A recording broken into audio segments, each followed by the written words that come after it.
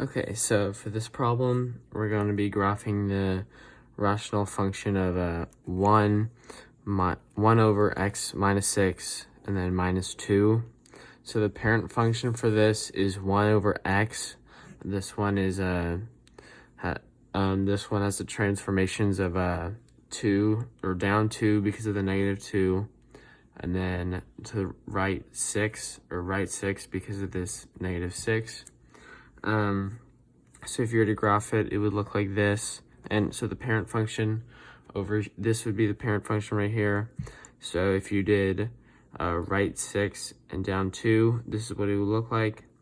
And the asymptotes would be x equals 6 and y equals negative 2. So that means that these will never neither of these lines will ever touch the asymptotes. And then, so that means that the domain is all real numbers except 6 because it will never reach it on the y. On the x. And all the range is all real numbers except negative 2 because it will never reach that either. So and then there were no removable discontinuities, and the y-intercept is negative 2 and 1/6, because if you plug 0 in for x and minus 2 for the y, then it would equal out to negative 2 and 1/6. So yeah. Alright, so for this problem, we have to multiply x squared minus 4x minus 5 over x squared plus 6x minus 9 with 2x squared minus 6x over x squared plus 3x plus 2. So the first step we're going to do is we're just going to begin factoring things out to make it smaller, kind of. So so we'll start with the one on top. Needs to multiply to negative 5 and add to negative 4, which is going to be a negative 5 and 1. So then we're going to put x minus 5 and x plus 1 in place of that next. So then what we're going to factor out next is going to be the bottom one here, which is x squared plus 6x plus 9. Putting it in like the x chart, it has to multiply to 9 and add to 6, so that'll be 3 and 3. So then now you just plug that in over here, so it's x plus 3 and x plus 3. So then now we're going to factor one last time. So for x squared plus 3x plus 2, it has to multiply to 2 and add to 3, so that'll be 1 and 2. So then for our next one, so what we do next is, since you can't factor this one similar to all the other ones, or you just have to find the greatest common factor of it, which would be 2x in parentheses x plus 3. So then now that you have that down here, it's going to be, you can start canceling things out. So so since we have an x plus 1 on both sides, you can cross those out. Same with x plus 3 on both sides. So then that leaves you with x minus 5 over x plus 3 times 2x over x plus 2. So then, since you can't factor any more from that, then you just have to multiply those together, and then you'll wind up with 2x in parentheses x minus 5 over x plus 3 and x plus 2.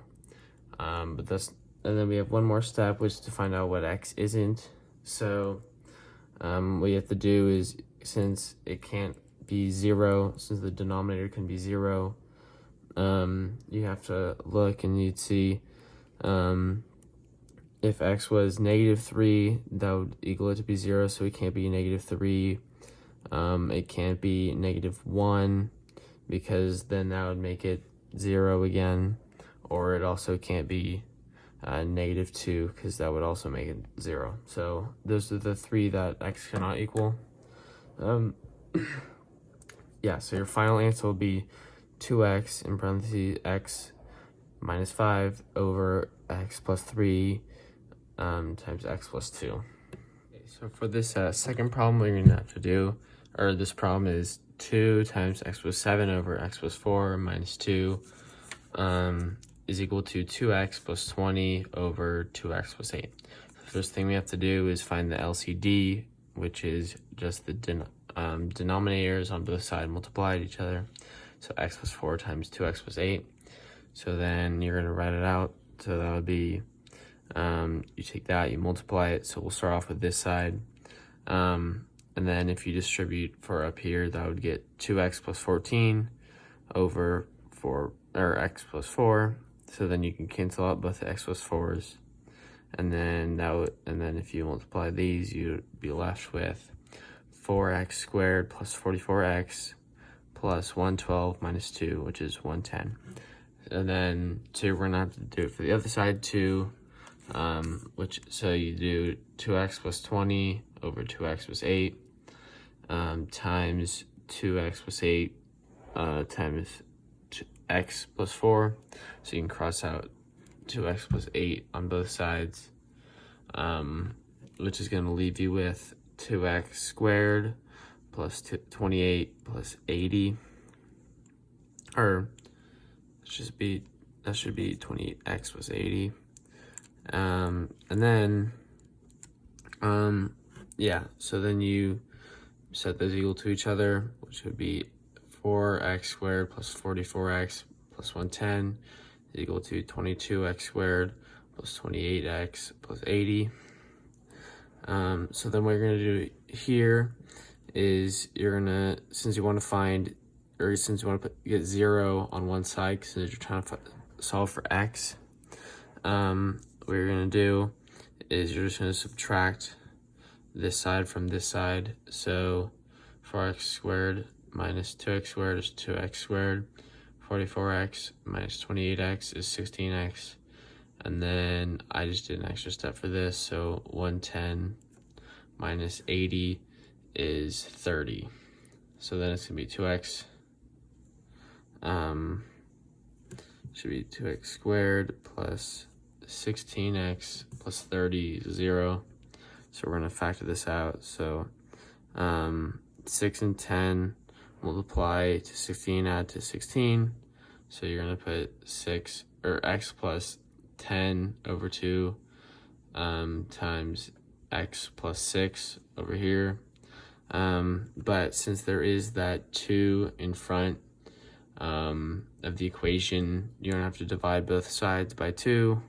So that's going to leave you with x plus 5 and x plus 3 equals 0. So that means that the zeros of these are x is -5 and x equals -3. So what we're going to have to do is plug them each back into the original equation to see if it actually works. So we're going to do 2 times x, or 2 times 5 minus 7 over -5 plus 4 minus 2 equals 2 times -5 plus 20 over 2 times -5 plus 8. So then that will wind up being 4 over -1 minus 2 is equal to 10 over -2, which is -6 is equal to -5, which it isn't. So that one can't work out. So x is not -5. And then we're also going to plug in -3 into each of them. So it's going to be 2 times -3 plus 7 over -3 plus 4 minus 2 is equal to 2 times -3 plus 20 over 2 times -3 plus 8. So then that would leave you with 8 over 1 minus 2 is equal to 14 over 2, which would be 8 minus 2 is 6 equals 7, which it isn't. So 6 cannot equal 7. So that means that neither of these are correct. So it is no solution for this one.